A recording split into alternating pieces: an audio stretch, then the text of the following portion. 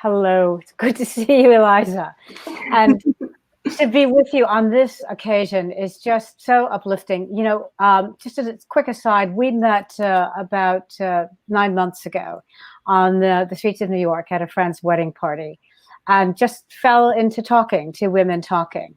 And gradually, I knew you as a photographer and then a poet. And this work did not realize that seeing the body for me as a memoirist, it functions almost as a memoir of poems and takes as its primal source the maternal enduring. And of course, I am so responsive to that. And I'm going through it right now in this very house in which I sit. A mother who is both frail and yet powerful, a mother who is perishing and yet eternal. So I just think that you have given us here in this work, also with all of the commentary on our current historic moment, a tremendous gift, and are just one of the best poets of your generation. So I think that I'm pleased and proud, and thank you. So with that, I think we should begin. Jacki, thank you so much. I know the universe, as I wrote to you earlier today, the universe didn't even know, but it knew, and we didn't know that we would end up kind of being in this very special moment, walking toward each other. So I'm really honored to have you do the launch of Seeing the Body with me. I have some thank yous I've written down just because I'm so nervous, but I'm so happy. I want to thank the Center for Fiction. Thank you, Noreen, Linda, Melanie. Thank you, Allison. All of the good energy and spirits that come together in that space has become a real beautiful home for me and for writers and readers. So thank you. I just really appreciate it. It's a very special time. I'm gonna motor through them, but if you look in the back of my new book, this is how she looks. There is a list and list. It's like a forest and a garden, and every name and flower I wanted to include is there, and then I forgot some, so it's there. I really would like to thank Jen. Jen. Oh my gosh, thank you. Thank you for believing in my work and championing me and supporting me. I'm so excited for what's coming. I also want to thank my editor at Norton, Jill Bielowski, for her writing, for her wisdom, for her thoughtfulness, for her kindness. Thank you. Thank you to Drew, Kyle, everyone at Norton. The whole team has been so supportive of me, so thank you. And thank you, Michelle Blankenship. You're badass and you're amazing. Thank you. I'm then going to talk just my friends, my fellow poets, warriors, mothers, daughters, brothers, uncles, aunties, grandmothers, great ancestors. Thank you for holding me and holding all of us in this space, especially right now.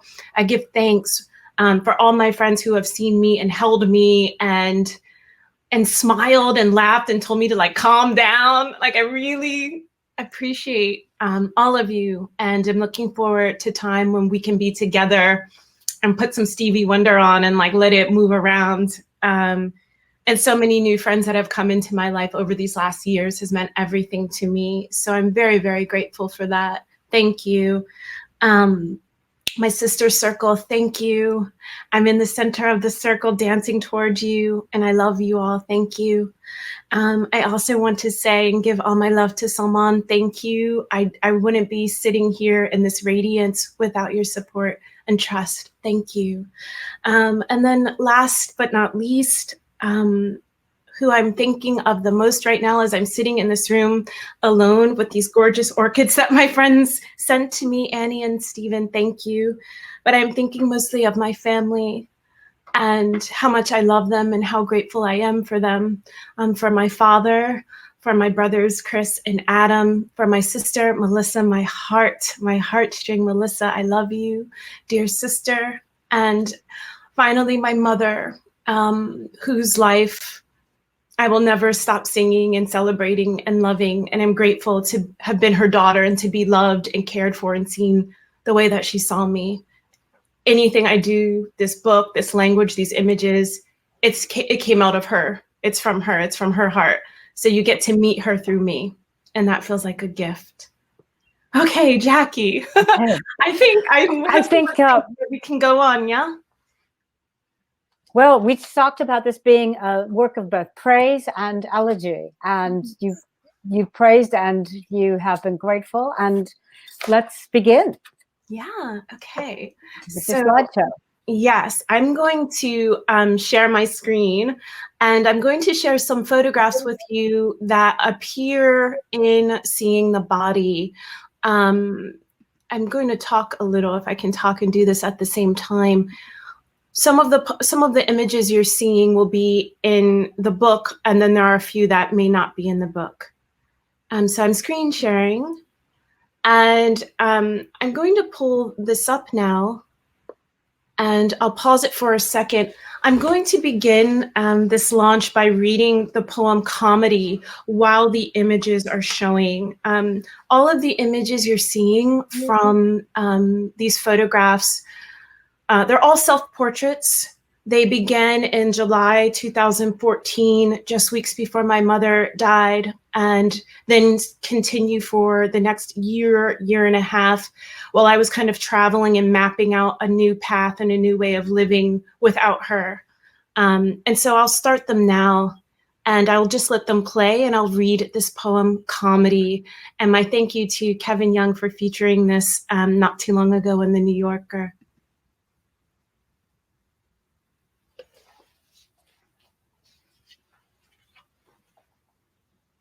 Comedy. I am here before the nurse brings my mother breakfast.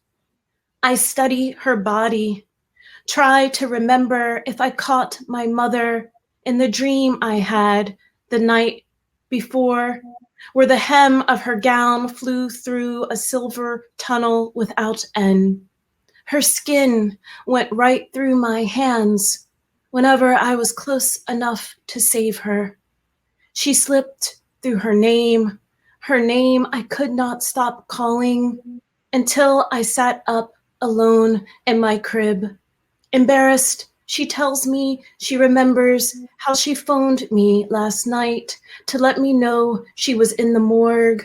She laughs as the nurse, whose feet squeak in Minnie Mouse Crocs, arrives with tea. We watch the nurse with eyes that will never remember her face. Thank her for the toast that is thicker than my mother's hand. That morphine is some powerful shit, my mother says. I agree with her, as though she has merely mentioned it is cold outside, though I have rarely had morphine and have never made courtesy calls from a morgue. It was late, and I didn't know where I was, she says, because that wasn't death, which means I couldn't have called you from that place. This is my new mother, who has finally admitted fear into the raw ward of her heart. This is my mother, who flew away from my grasp in the tunnel without end.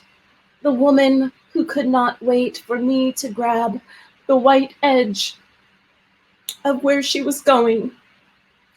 I was afraid, she says, looking over the rim of her plastic cup. My mother shakes the world. Chipped ice between us. Yeah, don't go and write about me like that, she says. I already know you will. Don't go and write about me like that. I already know you will. What a blessing and a gift from a mother whose life was saturating yours in countless ways. And to know that that life might vanish before your eyes when you're still a young woman, and so is she. Looking at that picture, it's so unusual to have a poet who can illustrate in these gorgeous images. Here you are in this one. We're seeing you in this womb of rock. You begin the book with duality, the camera and the notebook, as you are photographing yourself, with this Frida Kahlo, the typewriter, Frida Kahlo's two Frida's images. someone who has written about her own mother with countless reflections on that, and seeing her acceptance mutate on that and go through many different iterations. What did your mother think about the fact that a lot of your poetic impulse, at least in this collection, came from her and her suffering? Well, I think she, I mean, I know that she was proud of me, and she always encouraged my art. And I think attention comes when, as a daughter, or, you know, when you're writing about your family or someone you love, that you're making a lot of leaps and risks into a very private intimacy. And at the same time, my mother would sometimes say, when are you going to write my story? I'm waiting on you to write my story. And then other times in comedy, literally, she was like, don't go and write about me like this, you know? And so I think one of the things that falls through the bottom of this suffering is this surviving and this strength and power she had, that our intimacy and our bond and our relationship had so much electricity and was so complicated and beautiful and unconditional that it could help, it could walk me through this new world that I found myself in, this new landscape, and almost new body, a new way of thinking about myself. And just one more thing is that one of my last conversations with her, which was very difficult, she just said to me, you know, I hope you let people see you one day. I really do. And that's like the real talk. She was like, they won't get to see what I see if you keep going as you are. And that just stunned me. And so now I find myself in that space of like letting people see me, like letting it all hang out and be funky. And like, as Toni Morrison says, like getting rid of the shit that's weighing you down so you can fly. And now I am flying, but they're her wings. They're in mine. We're not separate. So. And to know, I think you made the point, but it's worth repeating, that these photographs, many of them are made just days before and after her actual passage.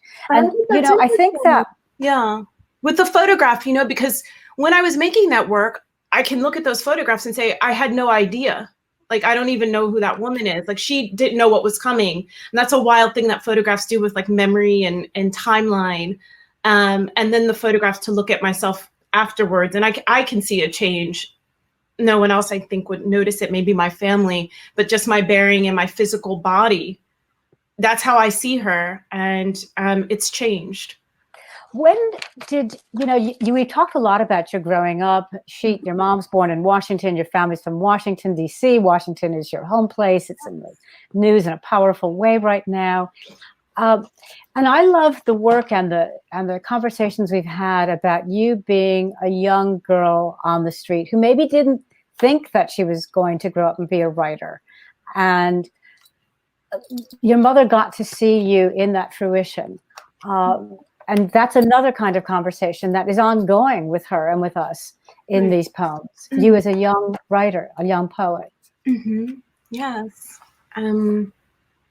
Yeah, ever since I was a girl, I just give me some paper and a pen. I would try to make stories. I would try to write.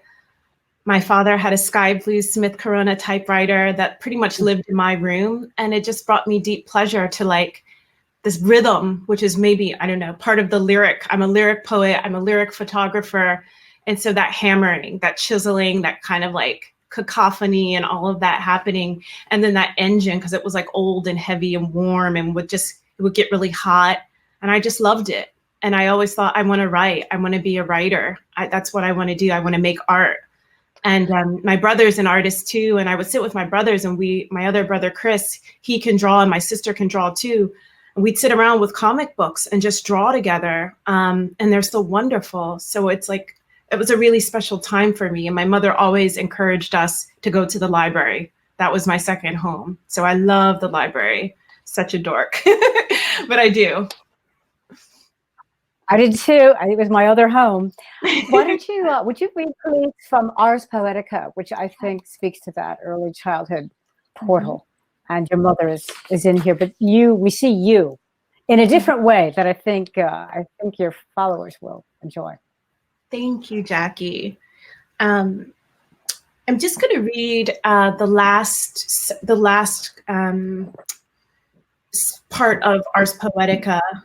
It's a device that my fellow poets, we love Ars Poeticas, and they can be very difficult or very simple. They look simple, but they're not. But just to set mine up, this is an Ars Poetica I wrote thinking back to, as you talked about, this kind of coming into thinking of myself in this tribe of writers and readers, almost more so reading than writing. It's so important to me, and has saved me over and over.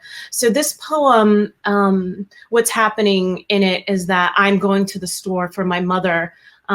She used to smoke, but then she stopped once she got ill. And this is kind of a meditation I had as I was on a journey going to the store for her in my neighborhood in Wilmington, Delaware. And the interruption of that meditation about writing by the real world and the violence of that world.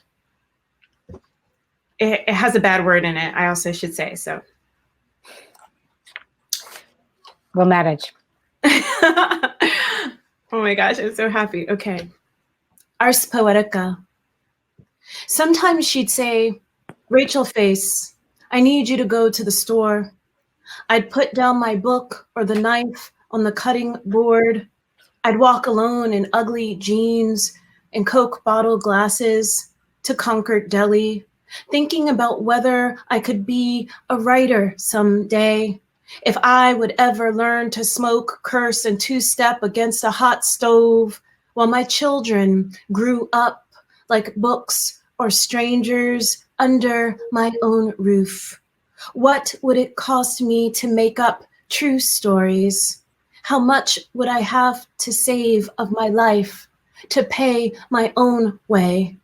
When my neighbor said, hey, beautiful, I was thinking of how to get out of doing the dishes. Besides, I didn't reply because I wasn't beautiful.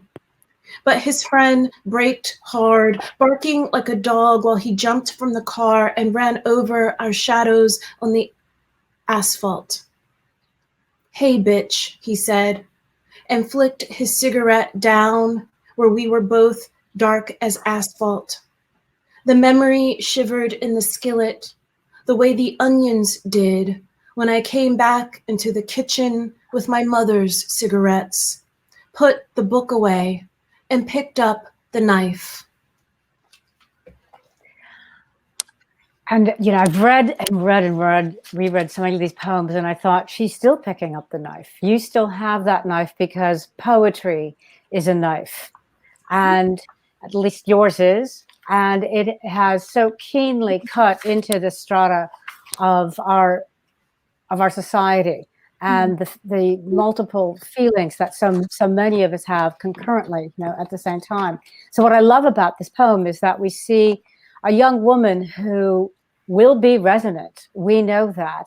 And yet there's still a fragility. Look at the flowers you're sitting in front of. You know, they'll fade. One day we all will. But these words and the knife that you've hardened with these words, that won't. And I think that is just part of the beauty of your work and its endurance. And so I think also I love that she called you Rachel Face. Yeah, she would call me Rachel or Face. Just that was my nickname, Face? and or just Face. So sometimes it'd be Rachel Face, and then sometimes she'd say Face. And you know, I've gone through different periods in my years of not liking it, but now I really love it. I mean, I don't want anybody else to call me it, but my siblings. But it's like, you know, that's her voice, and so I wanted that to be in the poetry. Like, this is how she loved my face. She loved me to be alive. And anyone who is here in this beautiful virtual room with me, you know, we were mistaken as sisters. I mean, she died at 59. She was very young. And she was the most beautiful woman, absolutely gorgeous, her eyes and her skin and her beauty mark. And so I like, when I look at my face now, and many women and you know, if you're a child in your family and your genes are strong, I get to see her in my hands, my face and my eyes. I get to see her and hold her that way in my own body. She looks back. She looks back at you. Yeah, she does. Mirror. Definitely around right now. and she had a really good sense of humor too, it would seem. Yes. You know? Oh, she loved to laugh. We've talked a bunch about the fact that the maternal is important for you socially too. You've had a lot of mothers when it comes to thinking about your poetry. Mm-hmm. A lot of female poets to whom you related early on, and then who later on you actually got to meet, and who not only inspired but mothered you. And that's, I think, really important. Mm-hmm. It's important for all writers to have somebody who is going to have an interest and a connection. But I think it was so nourishing for you.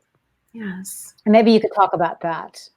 Yes. I mean, I know sitting here feeling both very vulnerable and very powerful, the mothers in my life, the sisters, the daughters, the people, I hope that I have helped improve their life and made things better for them in some way, whether that was in the classroom or sitting in the living room or dancing or something, or just listening to other people.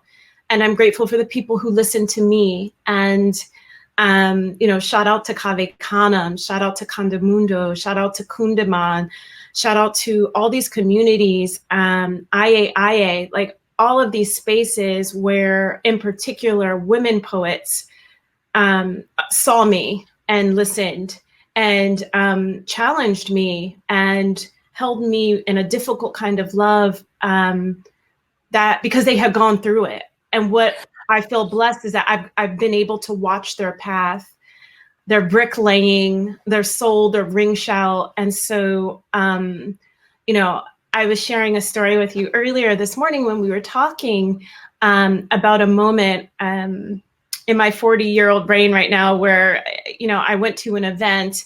I think it was the last time I saw the poet Maya Angelou. And it was this room. And it was like my bookshelf, but it was come to life. And so it was like, here's Angela Davis and Toni Morrison and Rita Dove putting on bright blue eyeshadow and Nikki Giovanni. And, and it was like this whole table, but it was also like the living room. And I remember standing in the door, I could hear Jericho Brown laughing. I mean, his laugh in every planet, in any universe. And I just thought, oh my God, like, I would never dream of this ever. This was like someone pinched me. And I was standing at the door and I looked through the door and Ed Weege waved and was like, come in. And I could have burst into tears. Yes. And someone was like, get a plate of food. And Dr. Joanne Gabin and just all these people were my people. All these people are my people, are our people. And, getting to hold Lucille Clifton's purse for her while she did a reading, like she let me hold her purse, that's real. And Nikki Finney, and then my sisters, Camila Aisha Moon and Araceli Garmay and Natalie Diaz and Brenda Shaughnessy and Ada Limon and Robin, like there's just so many people who have held me. it'd be a whole thing just to name people. Patricia Smith, oh my God, it's just amazing.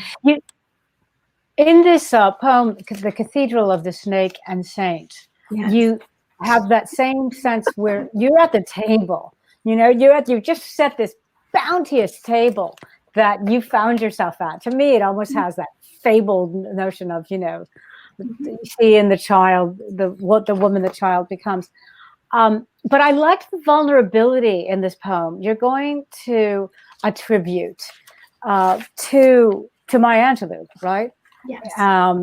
And something happens that you make incarnate in this poem that gets to your vulnerability. You just mentioned being invited to the bounteous table, but in this particular poem, you're literally kind of hovering at the wall, although there's a good reason for it. Yeah. I'm telling the story, right? Am I telling the story? A little story. I will. And then I can tell it if you want, but long. People have you talk. I'll tell the story of it, and I'll say it really briefly because it's very funny, and I can be so serious, but then this was a moment where it was seriously insane, but then it was also it's funny now. But what happened is I went to the tribute at St. John the Divine, I believe it was, with my sister love, Camila Aisha Moon, and we were sitting there in the pew, And Elder Maya's son, Guy, was doing this finale, but it had been like Valerie Simpson and Toni Morrison and Hillary Clinton and all these people, like amazing, praising her. And so I go to clap and the whole back of my dress rips open. And it's just it's the worst, like air on stuff that air shouldn't be on around all these people. And the church is packed. And suddenly, literally, it's like I'm coming out of my dress. I'm coming out of this skin. Like I'm completely exposed. This was only weeks after my mother died. I was wearing the same funeral dress. And I think it was just this moment where I was like rendered, and it was like, stop the grief, like stop, like you have a new skin. And so I'm holding my dress. It's hella awkward. It's embarrassing as hell. Everything is out. And I'm running to the back of the church, and I just stand against the wall and I can't do anything. It is the worst. And so it's ending, and I see like Elder Toni going by in her wheelchair, and she waves at me, and I'm just like, you know, what's up? And I can't. And I just felt like, oh, I'm such a feral creature right now. I'm trying to grieve all of these mothers that I have my own, but then the mothers that you mentioned, who more and more they're dying, and we're losing them. They're going on, and they've left us so much work to do, but they've also shown us how free we can be if we choose that. And so I'm always aware of that. But in this moment, what I was aware of was all my goodies were out, and I didn't have anywhere to go and anyone to help me. So that's some of what the poem Cathedral of the Snake. Do you want to read any of this poem, Eliza? I'll read a little bit of it. Yeah.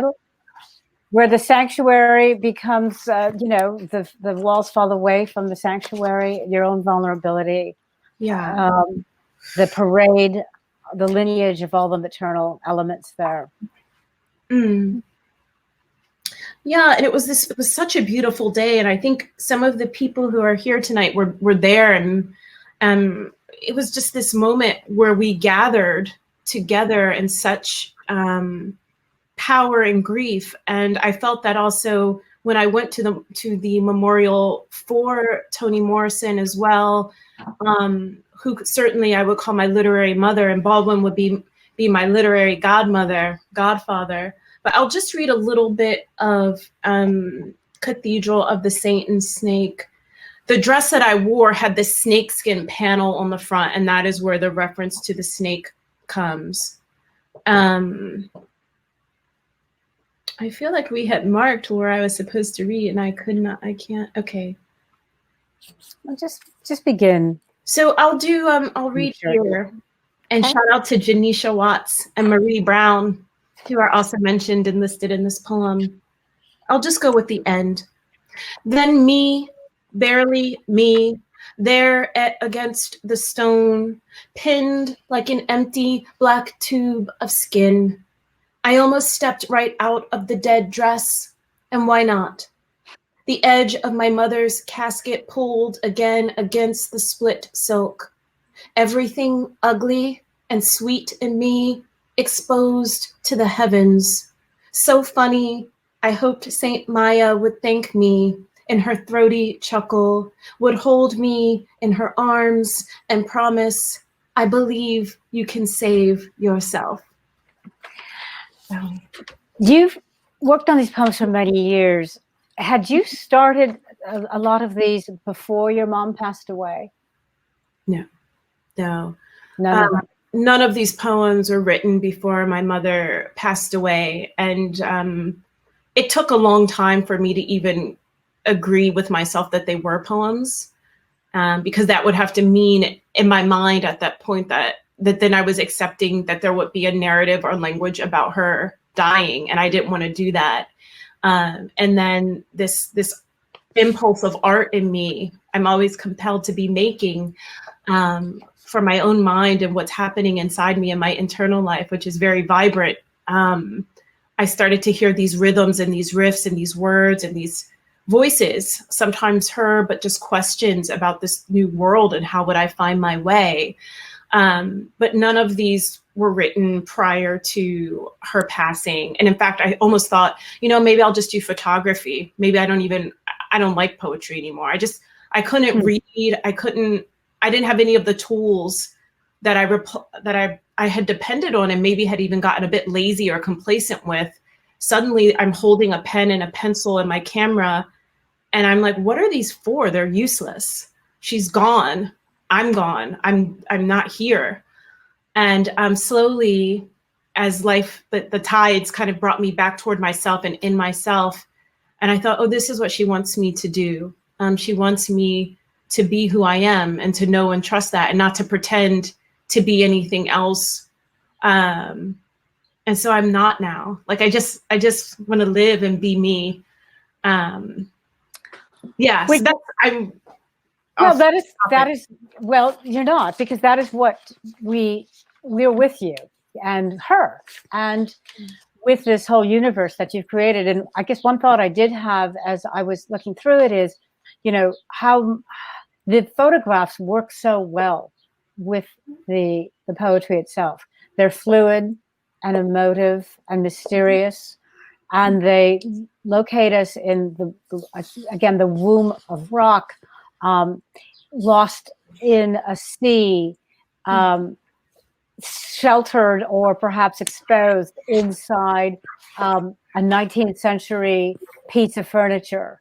There's only one photograph that you're not in, you know, an empty, rather ornate room. Mm-hmm. And to me, as I had said earlier in our conversation, it is unusual to have a poet who can illustrate some of the emotional quality behind the poems, because of course we're used to the images, which you have fantastic imagery in your poem. I mean, it's just the knife. I mean, dare I say, it's just dynamically transformative.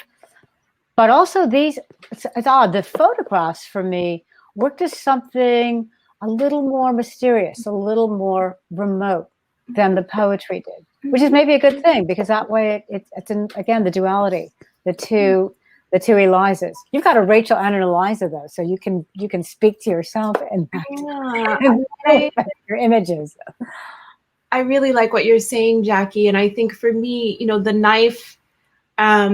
I didn't realize till we were talking earlier. I'm like, oh, it's a lot of knives in here, you know. But I think that it's that feral thing, and it's the knife as a weapon, but also the knife to cut fruit for your beloved. It's the knife to make a sculpture, or my palette knife for a canvas. Mm-hmm. It's a knife that can be used to make a flute, or cut a flower. To cut flowers, or a blade to cut away dead skin and scrape off, you know, the scrim of old things. And so the knife is, you know, like language and image. It's a tool that I can bring my spirit and energy toward it and inhabit it and use it the way that I need it. When I was younger, I think in some ways my mother held the knife to protect me. And now I have to hold it myself to protect myself and others, but also to create and feed and nurture from the knife. And, you know, with the photographs, when we grieve, there's a nonverbal place in us that, you know, you can see a picture and you can enter that without any language. And I think something about the photographs was about that. The picture where I am inside of this furniture was my first residency after she died, which was at Yaddo. And I just looked around like, why am I in an artist colony? I'm like an animal right now. I can't even. And my Yaddo peeps, who I love, you know, they really helped me through. They saw what I was going through and they immediately understood it. And everyone there was so kind to me. But again, these interior domestic spaces suddenly felt really strange and difficult and uncomfortable, and especially places where it's like, make some art now. And I just thought, fuck this, I can't make any art. And that's okay, I have to do this other thing. But then when I started to pick up the camera, I think it's also with death, right? Seeing the pictures, looking at having the family album, or trying to have a record or an archive. You know, I can never really see who I was in those immediate moments again, except through these photographs. And so I didn't know. I think the photographs hold us still and in another kind of embrace, you know, than the language does. And having been to Yaddo myself, there are times when those scenarios inside that amazing mansion can be chilly. And I thought it very brave to be a creature, basically, inside this formality, inside what had once been, and now is, alive with the spirit of creativity. But here you are speaking to a spirit. Let's talk about the spirit of our times, because we've both been talking so much about that.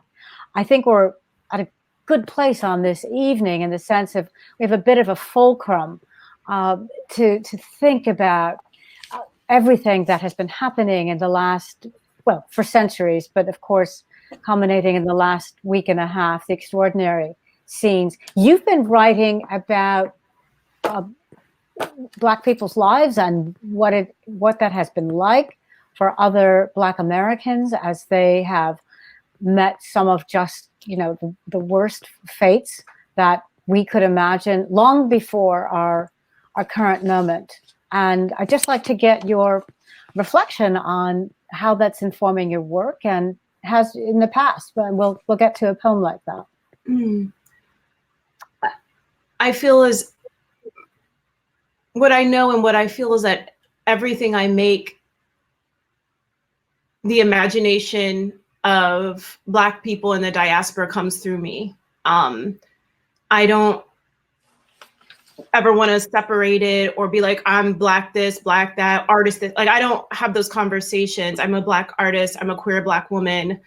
I make my art, and I know that I'm here because of the imagination, creativity, power, strength, sacrifice, radical energy of Black people. What I am frustrated about is I think there's one book I have, maybe my second book, but every book I've written has this obituary of Black people killed while I'm trying to write. Like, I can't even write a book without someone being shot or murdered, a Black person, a Black man, a Black woman, Black trans, disappeared. And I don't want to look away from that. And I can't look away from that on the page as I'm putting together books. It's just there because it's my own vulnerability. It's my own moments being stopped by the police, being approached in inappropriate ways by law enforcement. These kinds of things come. It's a muscle memory. It's an awful muscle to have. And it's heartbreaking. And I have a lot of rage right now because it has to stop. And so I feel like the thing that poets often do is that we say the names and we imagine, we look at the history, the memory, and we put something together that makes a different space somehow for that life, our life, to be seen, to be appreciated, to be permitted to live. And so I feel like I'm writing for my life when I have to write poems, and I do, about my brothers and sisters who are being, killed or overlooked. And I don't mean just shot down in the street. I mean shot down in institutions, humanities, and they can't breathe. That's not right. So I'm always writing about that, and I always will. I don't want to be in some place where Black people aren't centered for me or part of my constellation of imagination. Let's hear a bit from Good America, Eliza, because that poem, if I'm not mistaken, you started writing that a few years ago. And I know for me as a journalist, it is also fascinating to look at these same experiences through just a completely different lens and landscape of language. And and you've done that here. And just for time, I'm going to be quiet and let you read an excerpt from Good America, Good Acts. Okay. Just to set it up, Good America, Good Acts, the quickest way I can say it is that there was a woman a few years ago, Shakisha Clemens, who was arrested in Alabama in a Waffle House. And there's a video, which I saw, where she's kind of wrestled to the ground by 3 white police officers in a very violent way. Her breasts are exposed. And one of the officers literally says, I'm about to break your arm. That's what I'm about to do. And someone at the Waffle House called 911. And watching this video literally made me sick. And I thought about this woman's life and the disrespect of her and the mistreatment and the abuse of her. I wrote this poem, and it has an epigram from John Grisham's film, A Time to Kill. Whenever this movie is on, I sometimes like find myself watching it, even though I don't want to. There's this line at the end that Matthew McConaughey says to win freedom and justice for Samuel L. Jackson's abuse of his daughter, which is, now imagine she's white. And this is the thing, this imagination then allows them to see this Black man and his daughter who has been completely degraded. And so I'm playing off of that line in this poem. And I'll just read a little bit of it quite briefly. You sit at a table, staring out of the window at some flickering tail light of justice, a shadow you have seen all your life. You aren't doing anything anymore.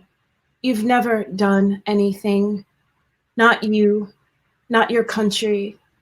Everything that happened was long ago. You pick up your knife and lower your voice beneath her cries.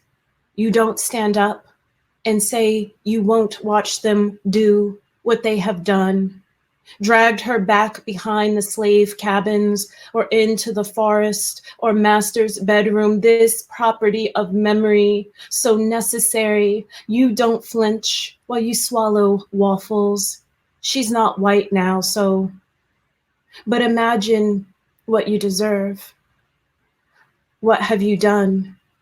A woman bears a threat if she exists. Under arrest, she feeds you. Imagine this poem against your temple, pressing its hiss against your head. Yes, America, you've done just about enough. This incident with Chiquisha Clemens happened April 22nd, 2018 in, it says, Saraland, Alabama. And I thought to myself, I am humbled by your language and aghast at, again and again, of course, this pattern. But what if we didn't have your voice to be a chalice for all of this grief? And I think that is how a lot of your the poems that speak to these kinds of experiences in this book. You even write about Emmett Till, and some people have called George Floyd the Emmett Till of our time. Karen Attia, the global opinions editor for the Washington Post. And I think at least it's an empowerment to have the voice that you have, that have the because these poems will have a legacy, and that I think is redemptive. And I think part of the change we're all desperately hoping to work toward and to effect. It's beautiful too, because when we talk about praise and elegy, it's an elegy for what horrifies us, but it is praise for how people endure, for how you've endured, for how some of the people that you've written about will be remembered, and the endurance of their cause.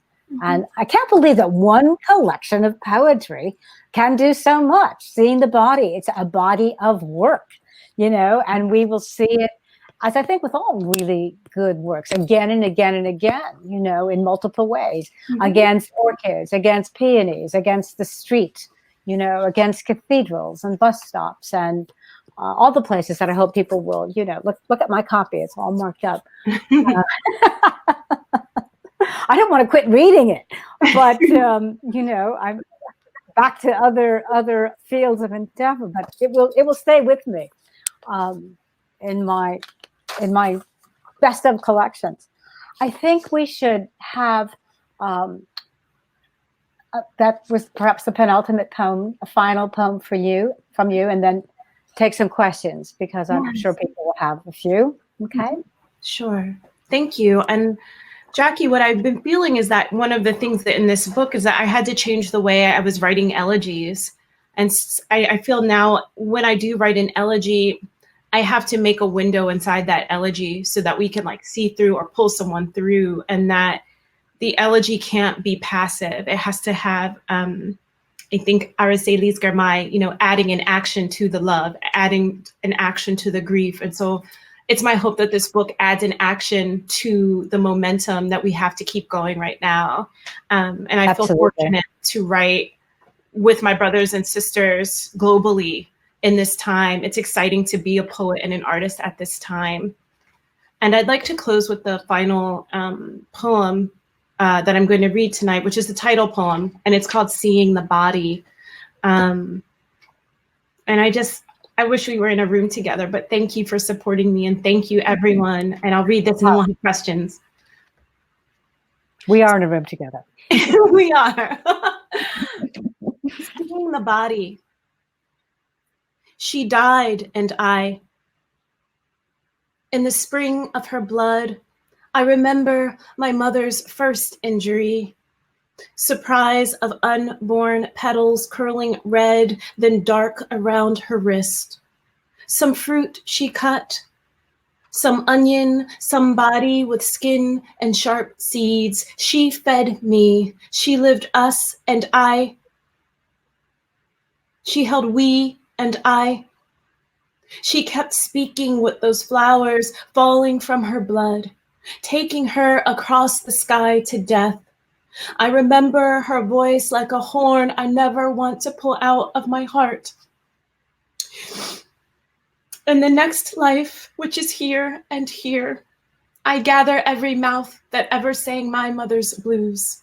She burned and she talked back hard at God. Oh, my mother. She danced unbroken too, veil of grief on my back, opening into something black I wear, a life of flesh like a petal or fruit or burning. I've carried everything, and I'm tired. My mother survived, and but she did not live.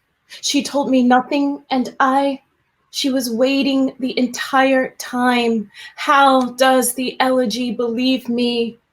There was a gate, and we walked through the world like that.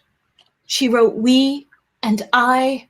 She was last or never seen, and I, brown eyes without life, opened her eternity when the air in her stopped, and she was last seen dying. She was too silent for the first time in her life. The spring of my mother's blood, hot, and God, the dark, dark beyond the closed door that won't move again. On that one, my dear, on that one. Praising her name. You know, you are the flower that has fallen from the blood. Look at the colors that you have tonight. You are the testament to her. It has been a real privilege to be with you this evening. It's made me feel so many emotions. And I think it's time to give space to some of the others here tonight who are going to want to say the same thing. But thank you, Eliza, for writing this book. Thank you for these exquisite poems. They'll have resonance for a long, long time. Just to take some of the questions. This first one here, poetry books almost exclusively focus on text. I love that you incorporated images. Did it feel natural to do this? And we talked a little bit about that. And was it hard to pitch this idea to your publisher? That's actually a very good question. Yeah, I mean, that's a great question. Thank you. At first, I didn't have images in the first thinking. When I first began to really feel like there's a book, I didn't have images. I just thought, just make it about the language. But more and more, the thought of the body and seeing my own right when I started to make these pictures, it was the first time that I began formally as a photographer to make self-portraits. I was really afraid and terrified, and it feels really terrifying to see this book and hold it, and it's seeing myself really vulnerable. A lot of times I'm alone in these pictures, and the sense of having this form. Norton, absolutely wonderful. They love the hybrid concept. Jill was great about it. I think it's hybrid. And I didn't ever think I was kind of experimental or hybrid until now, when people are like, it's very experimental and hybrid. that you have these images in the book. And also the images, they're not illustrations. They're their own section. There's no language around them. And yet, you know, they're not like a bridge to the next section. They're really a space, because the poems are so intense, to stop and breathe and think about the world, like, and put yourself into scale and proportion. This world is big, and this world is raging at what we're doing and abusing this world too. So looking around in the desert, in the South, in the North, in the Midwest, and going to all these different geographies, they all started to kind of move around in me, where I thought, I don't want to separate myself as a poet and photographer anymore. I want to join those fragments of music, as Muriel Rukeyser says, you know, these fragments of music join in me now. And they're messy, and it's great. And I love mess. I love this mess. So thank you. Well, no, another meaning to seeing the body. You know, we are seeing the body of the photographs as well.